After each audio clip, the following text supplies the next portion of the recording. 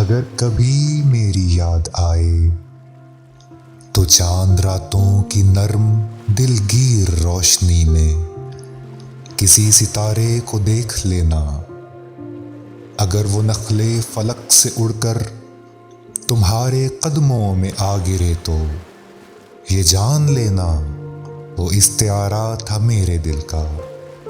अगर न आए मगर ये मुमकिन ही किस तरह है कि तुम किसी पर निगाह डालो तो उसकी दीवारें जा न टूटे, वो अपनी हस्ती न भूल जाए। अगर कभी मेरी याद आए गुरेज करती हवा की लहरों पे हाथ रखना।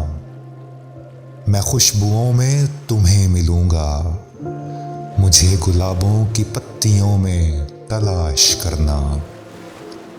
मैं औस कतरों के आईनों में तुम्हें मिलूंगा। अगर सितारों में औस कतरों में खुशबुओं में न मुझको पाओ तो अपने कदमों में देख लेना। मैं गर्द होती मुसाफितों में तुम्हें मिलूंगा। कहीं पे रोशन चराग देखो तो जान लेना कि हर पतंगे के साथ मैं भी बिखर चुका हूं। तुम अपने हाथों से इन पतंगों की खाक दरिया में डाल देना। मैं खाक बनकर समंदरों में सफर करूंगा।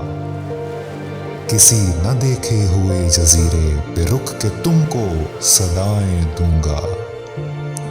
समंदरों के सफर पे निकलो तो उस जजीरे पे भी उतरना।